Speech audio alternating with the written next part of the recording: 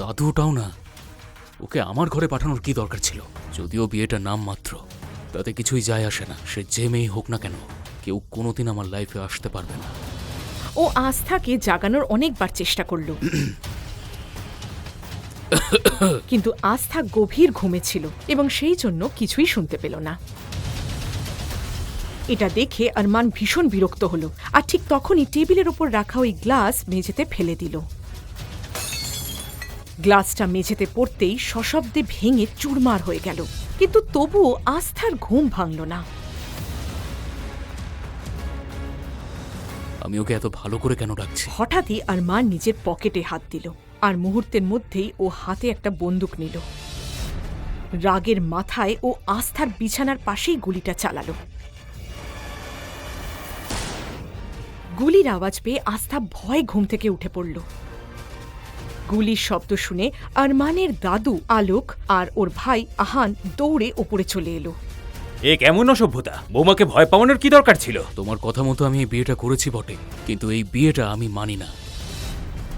তোমাদের ভাগ্য ভালো যে গুলিটা আমি ওর মাথায় মারিনি। আরমানের এই কথাগুলো যেই সবার কানে পৌঁছলো, ঘরের পরিবেশ একদম নিস্তব্ধ হয়ে গেল। আরমান দাদা, এটা তুমি ঠিক করলে না।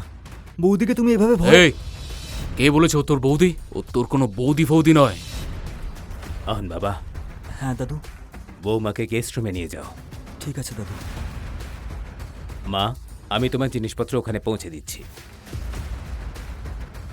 তুমি চলো আমার সঙ্গে।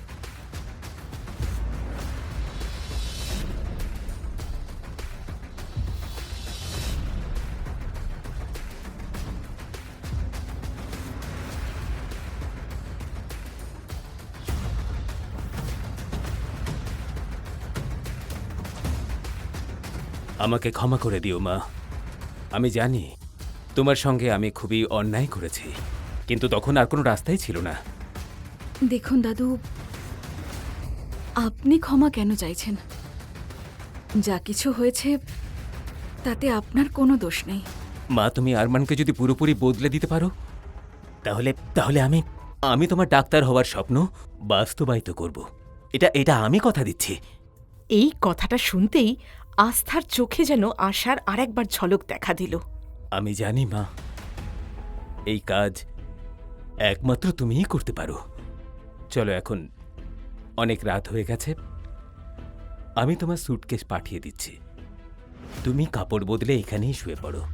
এমনিতেও কালকে সকালে আরমানকে প্যারিস যেতে হবে বিজনেস ডিলের জন্য।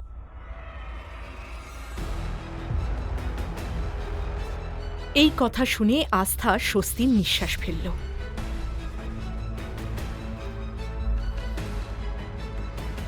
পরের দিন সকালে যখন ও ঘুম থেকে উঠল, বহুদিন পর শহরের সকালটা ওর কাছে খুব ভালো লাগছিল। কি যেন ভাবতে ভাবতে ও হেঁটে বাগানের দিকে চলে গেল। বাগানে পৌঁছতেই আস্থা একজনকে দেখতে পায় যে ফর্মাল প্যান্ট আর শার্ট পরেছিল। সে বড় একটা কাঁচি দিয়ে গাছের ডাল কাটছিল। আর তারপর কি হলো? ও মাই গড! এই মালির মাথা খারাপ হয়ে গেছে। আরমানের এত দামি গাছ নষ্ট করছে। যদিও জানতে পারে না তাহলে ও রক্ষে নেই। এটা কি করছো তুমি? লোকটা আস্থার দিকে ঘুরে তাকালো। তার গভীর কালো চোখ যেন আস্থাকে ভেদ করে যাচ্ছিল। এক মুহূর্তের জন্য যেন তার হৃদস্পন্দন থেমে গেল। তোমাকে ওই বন্দুকধারী মনস্টারের হাত থেকে বাঁচানোর চেষ্টা করছি, উল্টো তুমি আমাকেই চোখ রাঙাচ্ছ। এই মানুষটি আর কেউ নয়, আরমান নিজেই। প্যারিসে যাওয়ার জন্য আরমান সকালে বেরিয়েছিল ঠিকই, কিন্তু খারাপ আবহাওয়ার কারণে ওকে মিটিং পরের সপ্তাহে পোস্টপোন করতে হয়েছিল। আরমানের খালি একটাই শখ ছিল, গাছ লাগানো আর তাদের যত্ন নেওয়া। এই সম্পর্কে বেচারি আস্থা কিছুই জানত না। ঠিক একইভাবে আরমানও জানত না আস্থার আসল পরিচয়। তুমি জানো তুমি কার সাথে কথা বলছো? এখনো সময় আছে। নিজের জিনিসপত্র গোছাও আর এখান থেকে চলে যাও। এমনিতেও আস্থা সবাইকে পরামর্শ দেয় না। হঠাৎই আরমান ওর হাতের কাঁচিটা ছুঁড়ে ফেলে দিল, আর তারপর আস্থার হাত ধরে তাকে নিজের দিকে টেনে নিল। আস্থা এখন তার একদম কাছে। এক মুহূর্তের জন্য আরমান নিজেও যেন ওর সৌন্দর্যে হারিয়ে গেল। তোমার সাহস হলো কি করে আমার হাত ধরে টানার? চাকর চাকরের মতো থাকো, বুঝলে?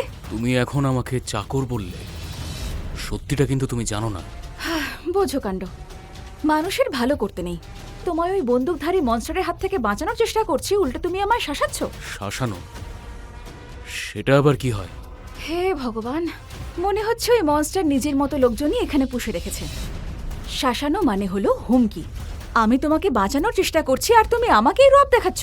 এটা শুনেই আরমান রেগে গিয়ে বিনা চোখের পলক ফেলে আস্থার দিকে তাকিয়ে রইল।